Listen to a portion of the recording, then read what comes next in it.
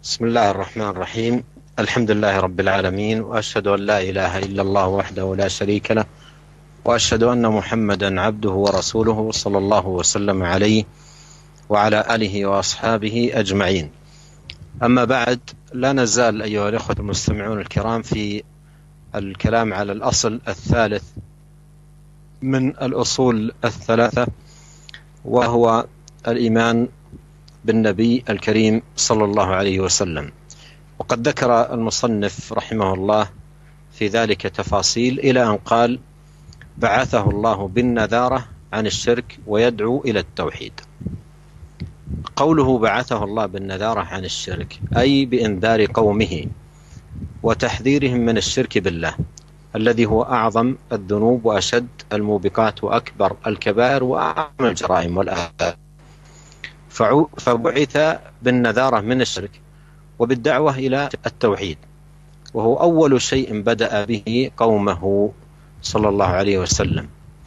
فقومه لم يسمعوا منه في بدء دعوته إلا الدعوة إلى التوحيد، بل مكث على ذلك صلى الله عليه وسلم منذ بعث 10 سنوات وهو لا يدعو إلا إلى التوحيد. 10 سنوات لا يسمعون منه إلا التحذير من الشرك والدعوة إلى التوحيد. وهكذا شأن الأنبياء والرسل من قبله عليه الصلاة والسلام، أول ما يقرع سمع أقوامهم منهم الدعوة إلى التوحيد: واعبدوا الله ما لكم من إله غيره. ونبينا عليه الصلاة والسلام أول شيء سمعه قومه منه: قولوا لا إله إلا الله تفلحوا. والقوم يعرفون معنى لا إله إلا الله، وأنها تعني البراءة من الأصنام والأوثان وإخلاص العبادة لله. ولهذا لما قال لهم قولوا لا إله إلا الله تفلحوا، قالوا أجعل الآلهة إلها واحدا إن هذا لشيء عجاب. وأيضا قال تعالى عنهم: وانطلق الملأ منهم أن امشوا واصبروا على آلهتكم إن هذا لشيء يراد. عرفوا أن لا إله إلا الله تعني نبذ الآلهة وبطلان عبادتها، وأن العبادة حق لله سبحانه. عرفوا معنى هذه الكلمة ومدلولها.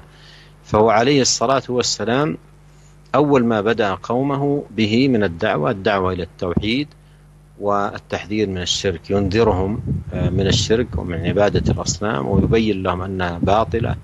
وقام بهذا الأمر صلى الله عليه وسلم أتم قيام، ينذر قومه من الشرك ومن عبادة الأصنام. قال الله تعالى: واصدع بما تؤمر وأعرض عن المشركين. فكان هذا شأنه صلى الله عليه وسلم. Bismillahirrahmanirrahim. Segala puji bagi Allah, salawat dan salam semoga senantiasa tercurahkan kepada Nabi kita Muhammad sallallahu alaihi wasallam, juga kepada keluarganya dan seluruh sahabatnya. Para pendengar dan pemirsa Radio Roja yang semoga dirahmati oleh Allah Subhanahu wa taala.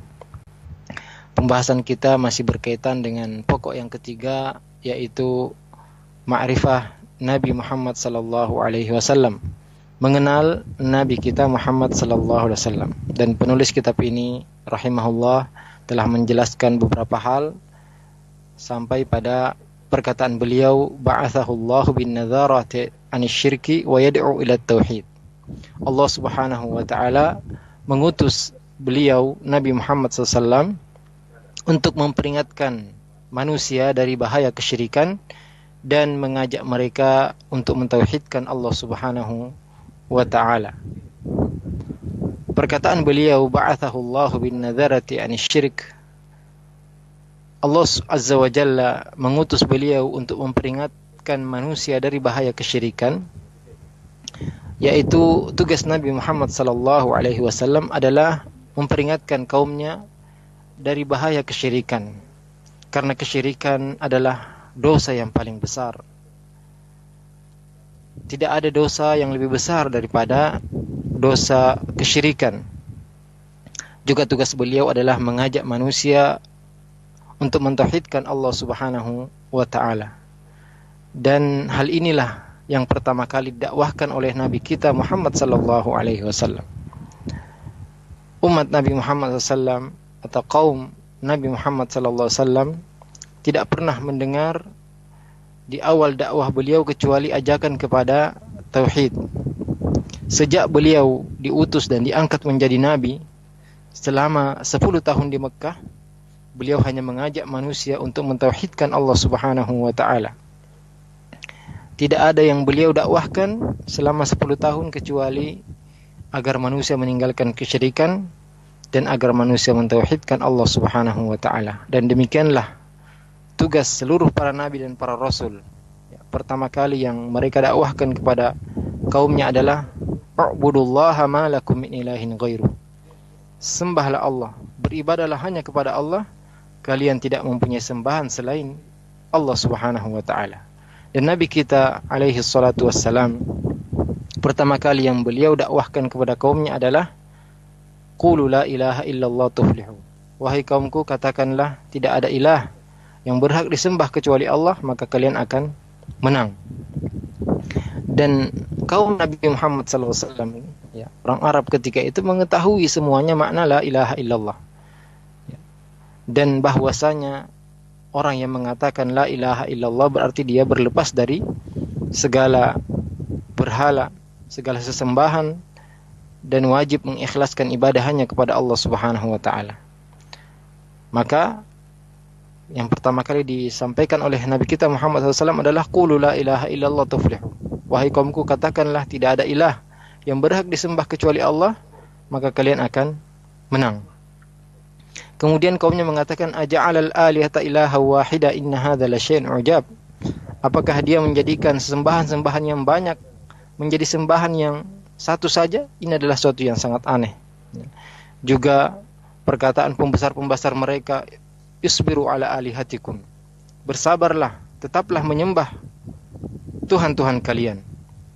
Karena mereka mengetahui makna la ilaha illallah, yang artinya orang yang mengatakan la ilaha illallah berarti dia wajib meninggalkan seluruh sesembahan selain Allah Subhanahu wa taala, dan bahwasanya seluruh ibadah yang ditujukan kepada selain Allah Subhanahu wa taala adalah batil, dan ibadah adalah hak murni milik Allah Subhanahu wa ta'ala. Mereka mengetahui makna la ilaha illallah, kandungan la ilaha illallah. Maka ini adalah dakwah yang pertama kali didakwahkan oleh Nabi Muhammad SAW, adalah dakwah kepada tauhid, ajakan kepada tauhid dan peringatan dari bahaya kesyirikan. Nabi Muhammad SAW memperingatkan mereka dari bahaya kesyirikan, melarang mereka dari beribadah kepada berhala-berhala, dan menjelaskan kepada mereka bahwasanya sembahan-sembahan tersebut adalah sesembahan yang batil. Dan Nabi kita Muhammad SAW telah melaksanakan tugasnya dengan sebaik-baiknya, sebagaimana perintah Allah Subhanahu wa taala kepada beliau, wasda' bima tu'mar wa a'rid 'anil musyrikin. Sampaikanlah secara terang-terangan apa yang diperintahkan kepadamu dan berpalinglah dari orang-orang musyrik. ولك أخي المستمع الكريم هنا أن تتأمل في شدة هذا الأمر. يعني هو صلى الله عليه وسلم في مجتمع الشرك فيه مخيم والضلال مغطي، المجتمع بأسره والناس عموما في جاهلية جهلاء وضلالة عمياء. قال عليه الصلاة والسلام إن الله نظر إلى أهل الأرض فمقتهم عجمهم وعربهم إلا بقايا من أهل الكتاب، يعني كله قليلة جدا، والجميع كلهم خيم عليهم الضلال والباطل أشد التخييم.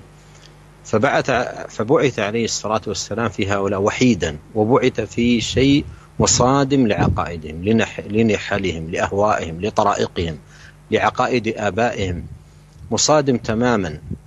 وهذا من أصعب ما يكون، يأتي إلى المجتمع مصادما لكل ما عليه المجتمع، كل ما نشأ عليه المجتمع، عقائد الآباء والأجداد. ولما أمره الله سبحانه وتعالى بذلك مضى بكل ثبات وعزيمة مبلغا يغشى أنديتهم وتجمعاتهم ويناديهم بأسمائهم وبعشائرهم وقبائلهم إني رسول الله إليكم جميعا قولوا لا إله إلا الله تفلح، ويبدي ويعيد. مضى سنوات على ذلك في الدعوة إلى التوحيد، سفهه قومه وجهلوه ورموه بالجنون ورموه بالكهانة والسحر ورموه بكل عظيمة، وحذروا منه وبثوا حوله الدعايات المغرضة، وآذوه عليه الصلاة والسلام الأذى الشديد، وكان الناس في شوارع مكة يهتفون بكل قادم: إن محمدا مجنون، إن محمدا كذا، إن محمدا كذا، دعايات مكثفة ضده عليه الصلاة والسلام وضد دعوته، وهو صابر كما صبر أولو العزم من الرسل من قبله، داعي إلى الله: يا قوم يا قوم يا قوم، يدعو ويكرر ويبدي ويعيد، يؤذى فيصبر، واشتد أذاهم عليه وهو صابر، ولم يثنه ذلك عن المضي في الدعوة إلى الله سبحانه، إلى أن أخرجه قومه من بلده وتمالأوا على قتله ودبروا مؤامرة لقتله في فراشه ليلا. وفي ذلك الوقت هاجر عليه الصلاة والسلام وخرج من مكة، ليس برغبة منه بالخروج عن هذا البلد، ولكن لأن قومه اشتد أذاهم عليه في هذا البلد وتمالأوا على قتله والقضاء عليه. ثم مع هذا العداء الشديد والكيد والتآمر على قتله، جعل علي رضي الله عنه على فراشه ومضى وخرج متسللا مع أبي بكر الصديق صاحب النبي صلى الله عليه وسلم، وأمر عليا أن يعيد الأمانات. كان رجلا معروفا عليه الصلاة والسلام بالأمانة، وكان قوم إن خافوا على شيء لا يجدون أحدا مثله يأتمنونه على حاجاتهم، فكانوا يضعون عنده الأمانات والودائع، فهو معروف عندهم بالأمين. فأمر علي أن يعيد الأمانات إلى أصحابها، ما قال هؤلاء عادوني وآذوني وأخرجوني من بلدي ولا يستحقون من يحفظ لهم أمانتهم وأنا أوذيت، لم يتأول لنفسه شيئا، أعاد جميع الأمانات كاملة إلى أصحابها في هذا الموقف الشديد، وخرج عليه الصلاة والسلام مهاجرا إلى المدينة. Para pendengar yang semoga dirahmati oleh Allah Subhanahu wa taala, ya bisa kita renungkan bagaimana kondisi yang luar biasa, yaitu kondisi masyarakat jahiliyah ketika Nabi Muhammad sallallahu alaihi wasallam diutus. Seluruh manusia ketika itu berada dalam jahiliyah dan kesesatan yang sangat nyata. Sebagaimana sabda Rasulullah sallallahu alaihi wasallam, "Innallaha nadhara ila ahli al-ardi famaqatahum ajamahum wa arabahum illa baqaya min ahli al-kitab." Sungguhnya Allah Subhanahu wa taala melihat kepada penduduk bumi dan ia membenci mereka, semua orang Arab selain Arab, kecuali sebagian kecil dari ahlu kitab. Ya, karena semuanya berada dalam kesesatan, berada dalam kebatilan. Dan Nabi Muhammad SAW, ya, satu-satunya yang diutus oleh Allah Subhanahu wa taala, datang dengan membawa sesuatu yang bertentangan 100% dengan akidah masyarakat ketika itu, bertentangan dengan kebiasaan mereka, bertentangan dengan hawa nafsu mereka, bertentangan dengan keyakinan nenek moyang mereka. Dan ini adalah sesuatu yang sangat berat ketika seorang datang kepada suatu masyarakat dan membawa sesuatu yang sangat bertentangan dengan apa yang menjadi kebiasaan mereka. Ya, semua ya masyarakat terbiasa dengan kehidupan jahiliyah, ya, dari nenek moyang mereka. Akan tetapi ketika Allah Subhanahu wa taala mengutus nabi kita untuk berdakwah kepada kaumnya, dia berdakwah dengan penuh keteguhan. Beliau mendatangi tempat-tempat perkumpulan kaumnya, bahkan memanggil nama mereka satu persatu, memanggil nama kabilah-kabilah mereka. Dan dia mengatakan, "Inni Rasulullah ilaikum jami'an." Sungguhnya aku adalah utusan Allah untuk kalian semuanya. Juga beliau mengatakan, "Qulu la ilaha illallah tuflihu." Katakanlah la ilaha illallah, maka kalian akan beruntung. Beliau mengulang-ulang selama bertahun-tahun. Beliau berdakwah kepada tauhid, mengajak manusia untuk beribadah hanya kepada Allah Subhanahu wa taala. Kaumnya mengatakan dia adalah orang yang bodoh, orang yang gila, orang yang, atau bahkan mengatakan menuduh dia dukun atau tukang sihir, dan seluruh ya julukan-julukan jelek mereka berikan kepada Nabi kita Muhammad SAW. Bahkan mereka melakukan propaganda buruk, menyakiti Nabi Muhammad SAW di jalan-jalan di kota Mekah. Bahkan setiap ada orang yang datang ke kota Mekah, mereka mengatakan sungguhnya Muhammad adalah orang yang gila, orang yang begini, orang yang begitu, dan terus memusuhi dakwah Nabi Muhammad SAW. Akan tetapi Nabi kita dengan penuh kesabaran, ya sebagaimana telah bersabar para ulul azmi dari rasul-rasul sebelum Nabi kita Muhammad SAW. Beliau mengajak kaumnya dengan mengatakan, wahai kaumku, wahai kaumku, wahai kaumku. Dia berdakwah, mengulang-ulang dakwahnya. Dia disakiti, akan tapi beliau bersabar. Dan ya semakin kuat gangguan dari kaumnya, maka semakin bersabar Nabi kita Muhammad SAW, dan sedikit pun dia tidak berhenti dari berdakwah kepada Allah Subhanahu wa taala sampai kaumnya mengeluarkan dan mengusir beliau dari kota Mekah. Bahkan mereka sepakat untuk membunuh Nabi kita Muhammad SAW dan merencanakan rencana yang buruk untuk membunuh Nabi kita Muhammad SAW di atas kasurnya di tengah malam. Dan ketika itu Allah Subhanahu wa taala memerintahkan Nabi kita untuk berhijrah meninggalkan kota Mekah. Beliau meninggalkan kota Mekah bukan karena beliau tidak suka dengan kota Mekah, akan tetapi diganggu oleh kaumnya. Bahkan kaumnya berusaha untuk membunuh beliau. Maka dan perlu kita ketahui bahwasanya Nabi Muhammad SAW keluar bersama sahabat Abu Bakar radhiyallahu anhu dengan sembunyi-sembunyi di tengah malam dan menyuruh sahabat Ali bin Abi Thalib untuk mengembalikan semua titipan-titipan yang dititipkan kepada beliau. Karena Nabi kita Muhammad SAW terkenal sebagai orang yang sangat amanah, dan kaumnya dahulu apabila mereka tidak mendapatkan seseorang untuk menitipkan barangnya, maka mereka menitipkan kepada Nabi kita Muhammad SAW. Mereka menitipkan seluruh barang-barang mereka karena beliau terkenal dengan amanahnya yang sangat tinggi. Maka beliau pun menyuruh sahabat Ali bin Abi Thalib untuk mengembalikan semua amanah-amanah yang dititipkan kepada beliau. Beliau sedikit pun tidak mengatakan kaumku telah memusuhiku, menggangguku, mengeluarkanku, bahkan mengusirku dari negeriku, maka tidak berhak mereka untuk dijaga amanah-amanah mereka, titipan-titipan mereka. Beliau sama sekali tidak mengatakan seperti itu. Bahkan beliau mengembalikan seluruh titipan-titipan yang dititipkan kepada beliau, dan setelah itu beliau pun keluar dan berhijrah menuju kota Madinah.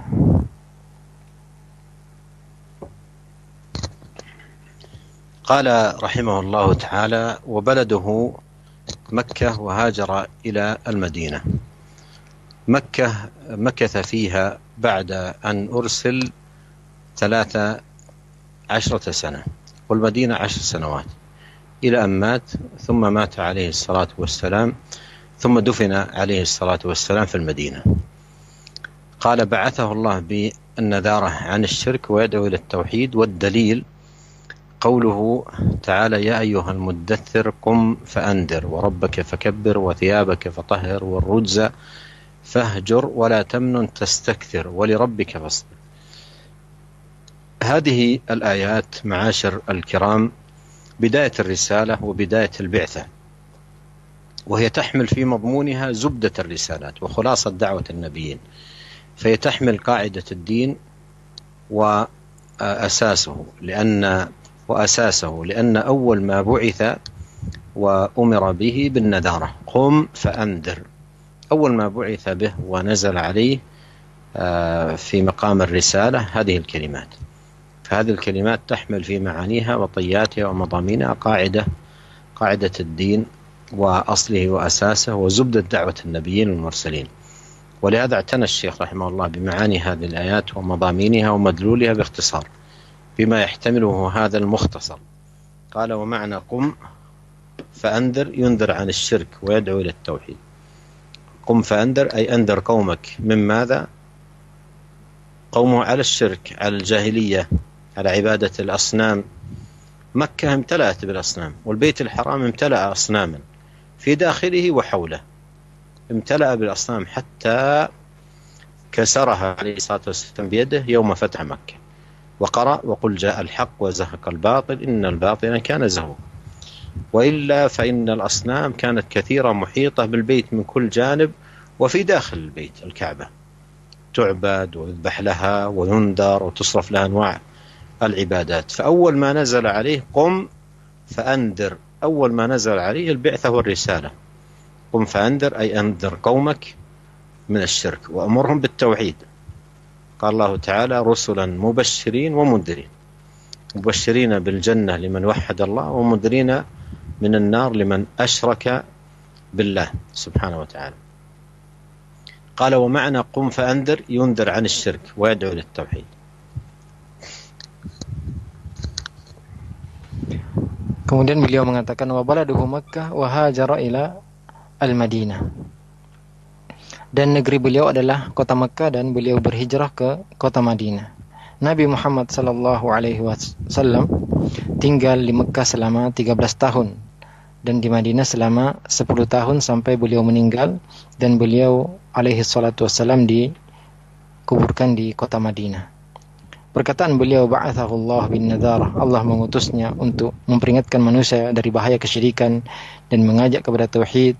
Dalilnya adalah firman Allah Subhanahu wa taala, ya ayyuhal muddatsir qum fa'anzir wa rabbaka fakabbir wa thiyabaka fatahhir war rujza fahjur wa la tamnun tastakthir wa li rabbika fasbir. Wahai orang yang berselimut, bangkitlah, berilah peringatan, agungkanlah Tuhanmu, bersihkanlah pakaianmu, tinggalkanlah patung-patung, sembahan berhala-berhala, janganlah engkau memberi dengan mengharap balasan lebih banyak, dan bersabarlah atas perintah Tuhanmu. Ini adalah ayat-ayat yang pertama kali turun kepada Nabi Muhammad SAW dalam perintah beliau untuk menyampaikan atau peringati kaumnya dari kesyirikan. Dan pengarang kitab ini rahimahullah menjelaskan ringkasan dakwah para nabi, karena dalam ayat-ayat ini terdapat kaidah agama dan pondasi agama. Karena pertama kali yang diperintahkan kepada nabi kita adalah an-nadharah, memperingati dari bahaya kesyirikan. Qum fa'anzir, bangkitlah dan berilah peringatan. Ini adalah yang pertama kali, ayat yang pertama kali turun ketika nabi kita diangkat menjadi rasul. Dan dalam ayat-ayat ini mengandung makna dan kandungan-kandungan pokok-pokok agama dan pondasi-pondasi agama, ya. Karena ini adalah intisari dakwah para nabi dan para rasul. Oleh karena itu Syekh Muhammad bin Abdul Wahhab rahimahullah berusaha menjelaskan sedikit tentang ayat ini, ya. Beliau mengatakan qum fa'anzir yunziru 'anil syirki wa yad'u ilat tauhid. Bangkitlah, berilah peringatan, yaitu dari bahaya kesyirikan, dan ajaklah kepada tauhid, yaitu peringati kaummu dari apa? Dari kesyirikan, dari kejahiliaan, dari beribadah kepada patung-patung, Karena Mekah ketika itu penuh dengan patung-patung. Bahkan Ka'bah penuh dengan patung-patung, baik di dalamnya maupun sekitarnya, semuanya penuh dengan Ka'bah. Sampai Nabi SAW menghancurkan patung-patung tersebut semuanya ketika Fathu Makkah. Banyak sekali patung-patung. Dia mengatakan wa qul ja'al haqq wa zahaqal batil innal batila kana zahuqa, dan telah datang kebatilan, telah datang yang hak dan telah terkalahkan kebatilan, sungguhnya kebatilan itu pasti akan terkalahkan. Ketika itu banyak sekali patung-patung yang mengelilingi Ka'bah dari segala sisi. Patung-patung tersebut disembah, bahkan orang-orang menyembelih sembelihan 9 di sekitar Ka'bah. Mereka pun bernazar dan beribadah kepada patung-patung tersebut. Maka ayat yang pertama kali turun adalah firman Allah Subhanahu wa taala qum fa'anzir. Ini adalah ayat pertama yang turun ketika nabi kita diangkat menjadi rasul, yaitu peringati kaummu dari bahaya kesyirikan dan ajaklah mereka untuk mentauhidkan Allah Subhanahu wa taala. Sebagaimana firman Allah, rusulan mubasysyirin wa mundzirin. Para rasul yang bertugas memberi kabar gembira dan peringatan. Memberi kabar gembira dengan surga bagi orang yang mentauhidkan Allah Subhanahu wa taala, dan memberi peringatan dari neraka bagi orang yang mensekutukan Allah Subhanahu wa taala. Jadi makna qum fa'anzir adalah peringatilah manusia dari kesyirikan dan ajaklah mereka kepada tauhid. قال وربك فكبر أي عظمه بالتوحيد. وهذه الكلمة العظيمة التي تتردد على ألسنة المسلمين في صلاتهم في أذكارهم الله أكبر هذه كلمة تعظيم لله، تعظيم لله بتوحيده وإجلاله سبحانه وتعالى وقدره حق قدره. ولهذا المشرك لا يكبر الله، الذي يعبد مع الله غيره لا يكبر الله. قال الله عز وجل: وما قدر الله حق قدره والأرض جميعا قبضته يوم القيامة والسماوات مطويات بيمينه سبحانه وتعالى عما يشركون. المشرك الذي يدعو الوثن ويعبد الصنم ويتعلق بغير الله ولا يكبر الله. قال الله تعالى: ما لكم لا ترجون لله وقارا، أي عظمة، وقد خلقكم أطوارا. فالمشرك الذي يعبد مع الله غيره لا يكبر الله، فتكبير الله لا يكون إلا بتوحيده وإخلاص الدين له. أما المشرك ليس مكبرا ولا معظما لله ولا يقدر ربه سبحانه وتعالى حق قدره. Firman Allah Subhanahu wa taala, "Wa rabbaka fakabbir," artinya adalah agungkanlah Allah Subhanahu wa taala dengan tauhid, ya. Maka dari itu kalimat yang agung ini yang senantiasa terulang-ulang di lisan-lisan kaum muslimin dalam salat mereka, dalam zikir-zikir mereka, Allahu Akbar. Ini adalah kalimat pengagungan kepada Allah Subhanahu wa taala, yaitu mengagungkan Allah Subhanahu wa taala dengan tauhid. Ya, karena seorang yang musyrik berarti dia tidak mengagungkan Allah Subhanahu wa taala. Orang yang menyembah selain Allah Subhanahu wa taala berarti dia tidak mengagungkan Allah Subhanahu wa taala. Allah taala berfirman, "Wa ma qadarullaha haqqa qadrihi wal ardu jami'an qabdatuhu yaumal qiyamah was samawati matwiyatun biyamini subhanahu wa ta'ala amma yusyrikun." Mereka tidak mengagungkan Allah dengan sebenar-benarnya pengagungan. Dan ketahuilah bahwasanya bumi, ya, bahkan seluruh langit akan dipegang oleh Allah Subhanahu wa taala pada hari kiamat dengan tangan kanannya. Maha suci Allah dari apa yang mereka persekutukan. Ya, seorang yang musyrik yang berdoa kepada berhala, yang menyembah kepada patung-patung dan bergantung kepada selain Allah Subhanahu wa taala, sebenarnya dia tidak mengagungkan Allah Subhanahu wa taala. Malakum la tarjuna lillahi waqara. Ya, kenapa kalian tidak mengagungkan Allah Subhanahu wa taala? Wa qad khalaqakum atwara, padahal Allah telah menciptakan kalian dalam beberapa fase. Seorang musyrik yang menyembah kepada selain Allah Subhanahu wa taala, dia tidak mengagungkan Allah dengan sebenar-benarnya pengagungan, karena mengagungkan Allah Subhanahu wa taala yaitu dengan mentauhidkan dan mengikhlaskan ibadah hanya kepada Allah Subhanahu wa taala. Dan seorang musyrik, ya, berarti dia tidak mengagungkan Allah Subhanahu wa taala dan tidak, ya, memberikan hak Allah Subhanahu wa taala. قال: وثيابك فطهر، أي طهر أعمالك عن الشرك بالحذر منه والتحذير منه وإنذار القوم من الوقوع فيه. وهذا فيه أن أعظم أمر ينبغي على العبد أن يتطهر وأن يتنزه عنه وأن يجانبه وأن يبتعد عنه الشرك بالله. والشرك أنجس شيء وأوسخه، والمؤمن مطالب بأن يتنزه عن الشرك وأن يتطهر وأن يبتعد عنه. قال: وثيابك فطهر، أي طهر أعمالك عن الشرك. والرجز فاهجر، الرجز الأصنام. وقوله فاهجر أي أهجر الأصنام. وكيف يكون هجرها؟ قال المصنف رحمه الله: وهجرها تركها والبراءة منها وأهلها. هذا هو هجرها الذي أمر به في هذه الآية. والرجز فاهجر أي تركها والبراءة منها ومن أهلها، مثل ما قال الله عز وجل عن إبراهيم الخليل: واعتزلكم وما تدعون من دون الله. وقال: فلما اعتزلهم وما يعبدون من دون الله. فلا يتم توحيد العبد حتى يبرأ من الكفر وأهل الكفر ويباعدهم وينابذهم، وهذا واضح في الآية ودلالتها عليه. فلا يتم للإنسان التوحيد حتى يهجر الأصنام وأهلها ويجانبهم ويباعدهم ويحذر منها ويحذر. Kemudian firman Allah Subhanahu wa taala, "Wa thiyabaka fatahhir," dan pakaianmu bersihkanlah. Artinya adalah tahhir a'malaka 'ani syirk. Bersihkanlah amalanmu dari kesyirikan, ya, dengan berhati-hati dan menjauhi kesyirikan.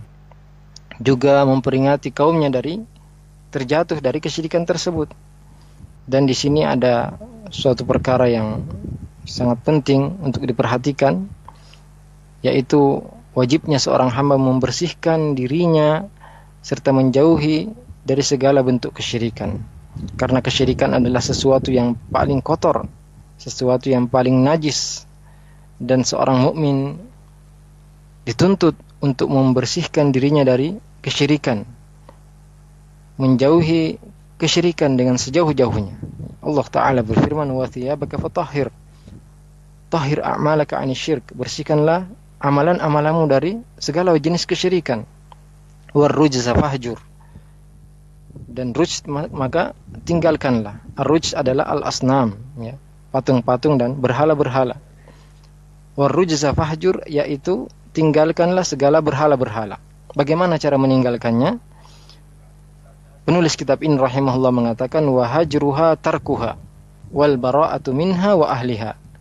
Meninggalkannya adalah dengan cara menjauhinya dan berlepas diri darinya dan dari penyembah-penyembahnya. Ya, begini cara meninggalkan patung-patung tersebut, yaitu berlepas diri darinya dan dari orang-orang menyembah patung-patung tersebut, sebagaimana perkataan Nabi Ibrahim Al-Khalil alaihi salam, wa a'tazilukum wa ma tad'una min dunillah, dan aku meninggalkan kalian dan apa yang kalian sembah selain Allah Subhanahu wa taala.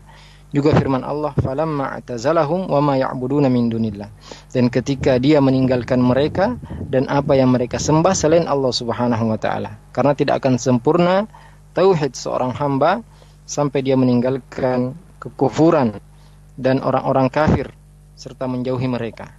Dan ini jelas dalam ayat ini, ya. Maka seorang tidak akan sempurna tauhidnya sampai dia meninggalkan segala berhala dan penyembah-penyembah berhala dan meninggalkan mereka sejauh-jauhnya.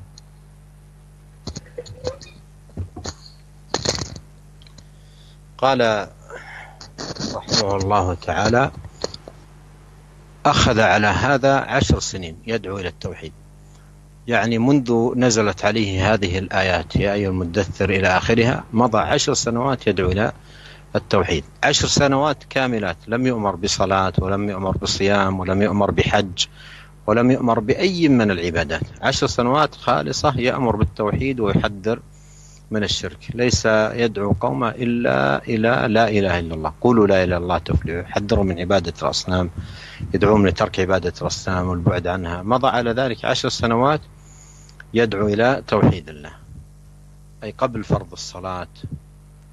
الصلاة نعرف مكانتها من الدين وأنها عماد الدين وأعظم أركانه بعد الشهادتين، ولم تفرض من أول أمر، بل بقي عليه الصلاة والسلام منذ أرسل 10 سنوات لم تفرض الصلاة، فضلا عن بقية الفرائض التي هي غير الصلاة. فأخذ على هذا 10 سنين يدعو إلى توحيد الله.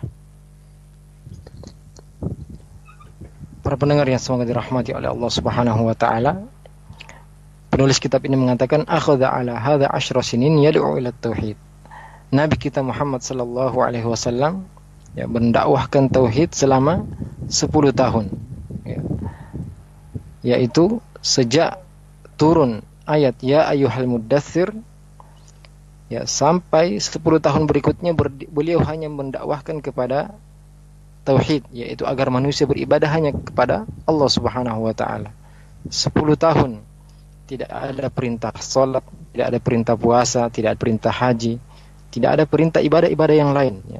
10 tahun murni hanya ajakan kepada tauhid dan peringatan dari bahaya kesyirikan. Tidak ada yang beliau ucapkan kecuali perkataan beliau, qul la ilaha illallah tuflihu. Wahai kaumku, katakan tidak ada ilah yang berhak disembah kecuali Allah, maka kalian akan beruntung. Beliau sallallahu alaihi wasallam memperingatkan mereka dari bahaya beribadah kepada selain Allah Subhanahu wa taala, mengajak mereka untuk menjauhi segala sesembahan selain Allah Subhanahu wa taala selama 10 tahun, ya, sebelum diwajibkan salat. Ya, karena salat kita tahu kedudukan salat dari agama ini, yaitu bahwasanya salat ini adalah tiang agama dan rukun kedua setelah syahadah la ilaha illallah dan Muhammadar Rasulullah. Salat belum diperintahkan, belum diwajibkan, ya, ketika pertama kali Nabi kita diutus, ya. Selama 10 tahun tidak ada perintah salat. apalagi perintah ibadah-ibadah yang lainnya. Ya.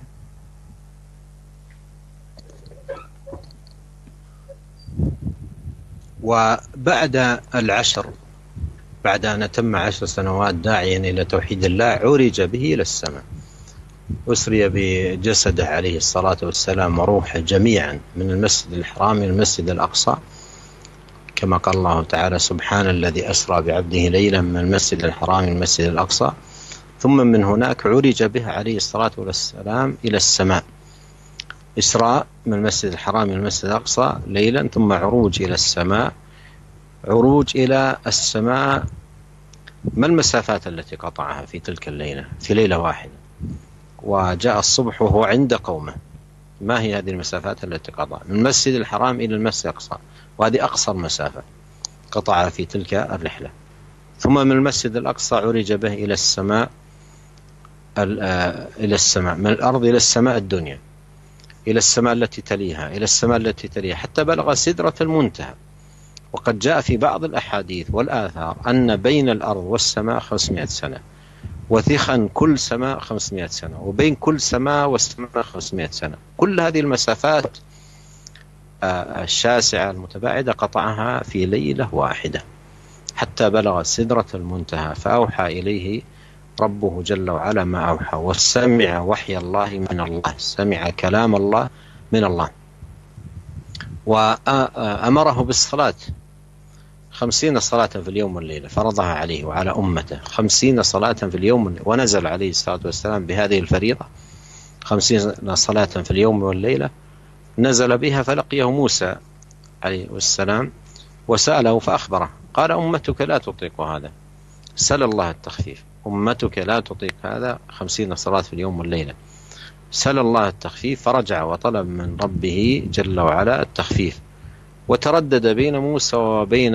الله كما جاء في الحديث، إلى أن خففت إلى 5 صلوات، وهي 5 بالعمل و50 بالأجر، لأن الحسنة ب10 أمثالها. فنزل عليه الصلاة والسلام وفرضت عليه الصلوات ال5 وعلى أمته، ونزل بهذه الفريضة. Para pendengar yang semoga dirahmati oleh Allah Subhanahu wa taala, setelah sempurna 10 tahun mengajak manusia beribadah, mengajak manusia untuk beribadah hanya kepada Allah Subhanahu wa taala, beliau diangkat ke langit. Beliau diangkat dengan jasadnya, dengan badannya, dengan ruhnya dari Masjidil Haram ke Masjidil Aqsa, ya, di Palestina. Sebagaimana firman Allah Subhanahu wa taala, subhanalladzi asra bi 'abdihi lailan minal masjidil harami ilal masjidil aqsa alladzi barakna haulahu. Maha suci Allah yang memperjalankan hambanya, ya, di malam hari dari Masjidil Haram menuju Masjid Al-Aqsa. Kemudian beliau diangkat ke langit, ya, beliau diperjalankan dari Masjidil Haram ke Masjidil Aqsa, kemudian beliau diangkat ke langit. Dan para pendengar yang semoga dirahmati oleh Allah Subhanahu wa taala, berapa jarak yang ditempuh oleh Nabi kita Muhammad sallallahu alaihi wasallam dalam satu malam, ya, karena paginya beliau telah kembali kepada kaumnya. Berapa jarak yang ditempuh oleh Nabi kita sallallahu alaihi wasallam dari Masjidil Haram menuju Masjidil Aqsa, ya, dan ini adalah jarak yang pendek dalam perjalanan ini. Karena setelah itu dari Masjidil Aqsa menuju ke langit, ya, dari bumi menuju ke langit dunia, kemudian dari langit dunia kepada langit berikutnya, dari langit berikutnya kepada langit berikutnya lagi, sampai ke Sidratul Muntaha, ya, langit yang ke-7. Dan telah tertera dalam beberapa hadis dan riwayat-riwayat bahwasanya jarak antara langit dan bumi adalah 500 perjalanan 500 tahun, ya. Dan tebal setiap langit adalah sepanjang perjalanan 500 tahun, dan jarak antara langit menuju langit berikutnya adalah sepanjang perjalanan 500 tahun. Dan ini adalah perjalanan atau jarak yang sangat jauh yang ditempuh oleh Nabi kita Muhammad SAW dalam satu malam, sampai beliau sampai ke Sidratul Muntaha, dan Allah mewahyukan kepada beliau wahyu dari Allah Subhanahu wa taala, dan Rasulullah mendengar langsung wahyu dari Allah Subhanahu wa taala dan mendengar perkataan Allah langsung dari Allah Azza wa Jalla. Kemudian Allah Azza wa Jalla mewajibkan kepada kita salat 50 salat sehari semalam. Ya. Jadi pertama kali diperintahkan adalah 50 salat sehari semalam. Kemudian ketika Nabi kita turun bertemu dengan Nabi Musa alaihissalam, Nabi Musa berkata kepada beliau bahwasanya umatmu tidak akan mampu melakukan kewajiban tersebut. Ya. Maka mintalah kepada Allah keringanan, karena umatmu tidak akan mampu untuk melaksanakan 50 salat sehari semalam. Mintalah kepada Allah keringanan. Maka beliau pun kembali meminta kepada Allah Subhanahu wa taala keringanan. Dan beliau bolak-balik antara Musa dan Allah Subhanahu wa taala sebagaimana tertera dalam hadis yang sahih, sampai diringankan menjadi 5 kali salat. Dan walaupun 5 kali salat, akan tapi pahalanya sama dengan 50 salat. Karena satu kebaikan dihitung 10 atau ditulis 10 kebaikan. Al-hasanatu bi asyri amsalihha. Ya, satu kebaikan akan mendapatkan pahala 10 kebaikan. Dan di saat itulah diwajibkan salat 5 waktu kepada Nabi kita dan kepada umatnya. هذا معاشر المستمعين بعد 10 سنوات من البعثة، يعني كان عمره عليه الصلاة والسلام حينئذ 50 سنة، أتم 50 حينئذ فرضت الصلاة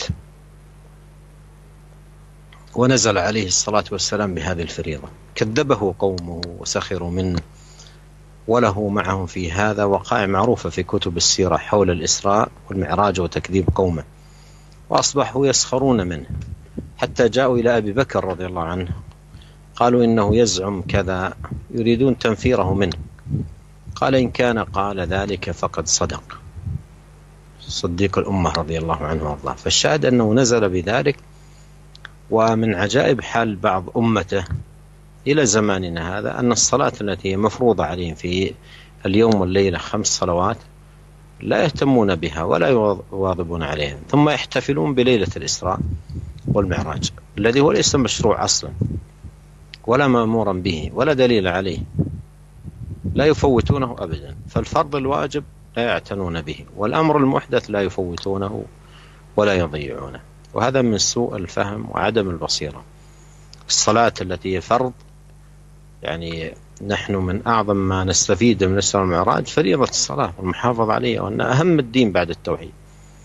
الحج فرض عليه وهو في الأرض، الصيام وهو في الأرض، بقية الفرائض في الأرض، إلا الصلاة خصت بأن عرج به إلى السماء السابعة إلى سدرة المنتهى، وسمع الأمر والفرض بالصلاة من الله بدون واسطة، سمع كلام الله من الله ونزل بها. ثم يأتي بعض الناس ويضيعون الصلاة المفروضة حتى ليلة الاحتفال بالإسراء الذي يقيمونه. بعضهم يحتفل إلى الصباح وينام عن صلاة الفجر، فالفرض يضيع والأمر المحدث يواظبون عليه ولا يضيعونه. فهل هذا هو الاتباع؟ وهل هذا هو علامة صدق المحبة للرسول عليه الصلاة والسلام؟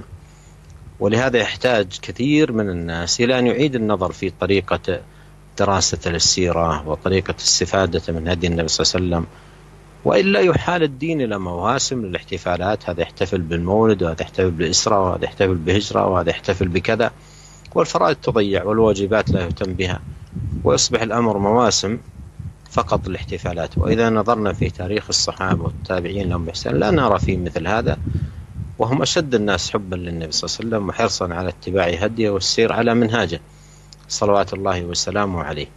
لكننا نرى فيهم مسارعة على الخيرات ومسابقة الفرائض والطاعات ومحافظة على الرغائب والمستحبات. هكذا مضت حياتهم بحسن اتباع وحسن ائتساء وبعد عن البدع والأهواء.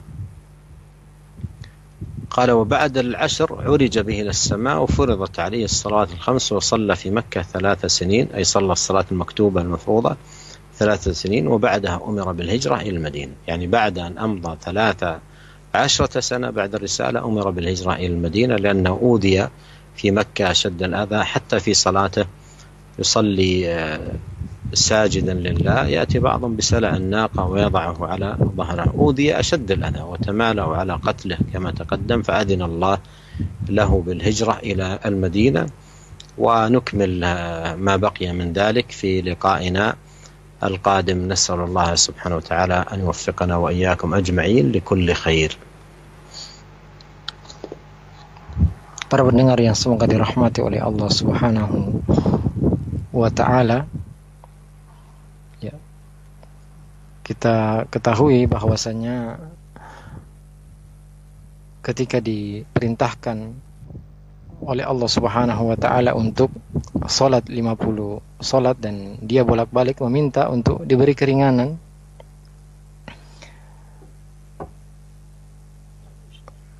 ya, selama 10 tahun dia berdakwah kepada tauhid, dan setelah diperintahkan untuk melakukan 50 salat dan diberi keringanan. Dan kita ketahui bahwasanya peristiwa Isra dan Mi'raj ini banyak sekali dari kaum Nabi Muhammad SAW yang mendustakan peristiwa Isra Mi'raj ini dalam kitab-kitab sirah. Ya, kita ketahui bahwasanya orang-orang musyrik ketika itu tidak mempercayai kejadian Isra dan Mi'raj Nabi Muhammad SAW, sampai mereka datang kepada sahabat Abu Bakar radhiyallahu anhu dan mereka mengatakan bahwasanya sahabatmu Muhammad mengatakan bahwasanya dia begini dan begitu. Yang mereka ingin mengajak Abu Bakar supaya mendustakan Nabi kita Muhammad SAW. Akan tetapi jawaban beliau adalah, in kana qala dzalik faqad sadaq. Jika betul dia mengatakan seperti itu, berarti dia telah benar, ya. Makanya beliau dijuluki menjadi Siddiqul Ummah, ya. Semoga Allah meridhai beliau. Dan yang sangat mengherankan, ya, keadaan umat kita, keadaan masyarakat kita, yaitu bahwasanya salat yang diwajibkan oleh Allah Subhanahu wa Ta'ala, ya, setiap hari dan setiap malam 5 kali sehari semalam, mereka tidak memperhatikan kewajiban ini. Mereka tidak menekuni, ya, atau melaksanakan dengan baik kewajiban ini. Adapun peringatan malam Isra dan Mi'raj yang sebenarnya tidak disyariatkan dan tidak diperintahkan, tidak ada dalil yang menunjukkan perintah memperingati malam tersebut, ya, mereka rajin untuk memperingatinya. Suatu yang wajib tidak diperhatikan, dan suatu yang justru perkara baru mereka tidak sia-siakan. Ini adalah kesalahan dalam pemahaman, karena salat itu adalah suatu yang wajib. Bahkan perkara terbesar yang kita dapatkan dari peristiwa Isra dan Mi'raj adalah kewajiban salat dan kewajiban menjaga salat, dan ini adalah suatu yang sangat penting dalam agama kita. Haji diwajibkan ketika Nabi Muhammad di atas bumi, ya. Juga puasa tidak diangkat ke langit, juga perintah-perintah yang lainnya, ya. Adapun salat ini khusus Nabi kita Muhammad SAW diangkat ke langit ke-7, bahkan sampai ke Sidratul Muntaha. Dia mendengar sendiri perintah salat dari Allah Subhanahu wa Ta'ala tanpa perantara sama sekali. Nabi kita mendengar langsung suara Allah Subhanahu wa Ta'ala, perkataan Allah Subhanahu wa Ta'ala. Kemudian Nabi kita turun ke bumi.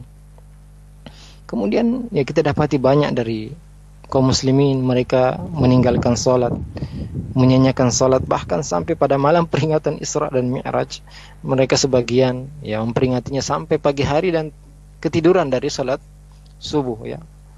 Maka kewajiban mereka tinggalkan dan perkara baru mereka rajin untuk melaksanakannya. Ya, apakah beginikah cara kita mengikuti Nabi kita Muhammad SAW?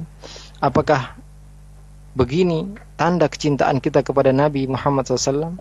Oleh karena itu, ya, perlu untuk kita mengulangi lagi, ya, introspeksi cara kita dalam mempelajari sirah Nabi Muhammad SAW dan cara kita mempelajari petunjuk Nabi Muhammad SAW. Ya, karena jika kita salah, bisa jadi agama kita hanya menjadi, ya, musim-musim untuk perayaan-perayaan, ya. Di sana, ya, di tanggal ini dirayakan Maulid, tahun ini dirayakan Isra dan Mi'raj, ya tanggal ini dirayakan hijrah, dan begitu seterusnya. Kemudian kewajiban-kewajiban justru ditinggalkan dan tidak diperhatikan. Ya. Padahal kalau kita melihat sejarah para sahabat, sejarah para tabi'in, kita tidak melihat perkara ini sama sekali. Padahal mereka sangat cinta kepada Nabi Muhammad sallallahu alaihi wasallam. Mereka sangat semangat untuk mengikuti petunjuk Nabi Muhammad sallallahu alaihi wasallam. Ya. Justru kita melihat mereka senantiasa berusaha untuk bersegera menuju kebaikan, melaksanakan kewajiban-kewajiban, ketaatan-ketaatan kepada Allah Subhanahu wa taala. Dan beginilah ya kehidupan mereka, senantiasa mengikuti petunjuk Nabi Muhammad SAW dan sangat jauh dari perkara-perkara yang baru. Ya, setelah 10 tahun beliau diangkat ke langit, kemudian diwajibkan di langit salat 5 waktu, kemudian beliau pun salat di Makkah selama 3 tahun. Ya, salat di Makkah, ya salat wajib di Makkah selama 3 tahun. Kemudian setelah 3 tahun beliau diperintahkan untuk hijrah menuju kota Madinah. Ya, jadi setelah beliau menghabiskan 13 tahun di Mekah, beliau pun diperintahkan untuk berhijrah ke Madinah, ya karena di Mekah beliau diganggu, ya bahkan ketika beliau salat beliau diganggu, ya ketika beliau sujud datang ya sebagian dari kaum musyrikin dengan kotoran onta, kemudian meletakkan di atas punggung Nabi Muhammad sallallahu alaihi wasallam. Bahkan mereka sepakat untuk membunuh Nabi Muhammad SAW sebagaimana yang telah kita sebutkan tadi. Ya makanya setelah itu dia diperintahkan untuk berhijrah ke Madinah. Dan selanjutnya insyaallah kita akan lanjutkan pada kajian kita berikutnya. نعم نسأل الله عز وجل أن ينفعنا أجمعين بما علمنا وأن يزيدنا علما وتوفيقا وإلى أن ألقاكم في الحلقة القادمة استودعكم الله والسلام عليكم ورحمة الله وبركاته. Waalaikumsalam warahmatullahi wabarakatuh. Akhirnya kita tutup kajian kita pada sore hari ini dan mudah-mudahan kita dimudahkan untuk melanjutkan pada pertemuan berikutnya. Kita tutup. Assalamualaikum warahmatullahi wabarakatuh. Waalaikumsalam warahmatullahi wabarakatuh. Jazakallahu khairan ya Syekh. Dan tersisa waktu 2 menit untuk kita bacakan satu pertanyaan dari pesan singkat ya Syekh. Pertanyaannya sebagai berikut. Bagaimana cara menghadapi orang yang sering berbuat zalim terhadap diri kita? Dari saudara kita Ian di Manado. Silakan.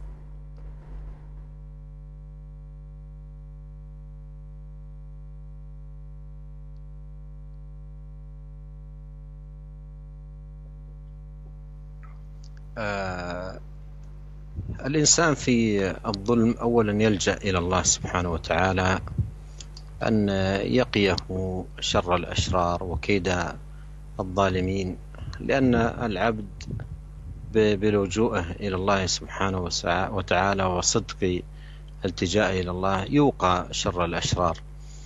وأيضا عليه في هذا المقام أن يتقي الأماكن ويجتنب الطرق التي يخشى على نفسه أن يساء أو يظلم إليه فيها، ويتجنب هو نفسه أن يكون من الظالمين أو أن يقابل الظلم بظلم أشد أو نحو ذلك، مع المجاهدة والدعاء والاستعانة بالله سبحانه وتعالى يفوز بإذن الله بالخير والسلامة والمعافاة.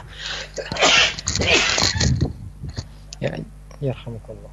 Ya, jawaban beliau rahimahullah bahwasanya kewajiban kita adalah kembali kepada Allah Subhanahu wa taala dan meminta agar dilindungi dari keburukan orang-orang yang buruk dan kezaliman orang-orang yang berbuat zalim, serta menjauhi tempat-tempat yang dapat menyebabkan orang menzalimi kita. Juga kita sendiri menjauhi dari perbuatan zalim, ya. Kemudian setelah itu berusaha berdoa kepada Allah Subhanahu wa taala agar mendapatkan kesuksesan dan kebaikan selama di dunia dan di akhirat. Naam ya Syekh. Jazakallahu khairan. Terima kasih. Narju ihtitamnya Syekh. نعم نسأل الله التوفيق والسداد والمعونة والسلام عليكم ورحمة الله وبركاته. Nah, kita tutup dengan ucapan Assalamualaikum warahmatullahi wabarakatuh. Waalaikumsalam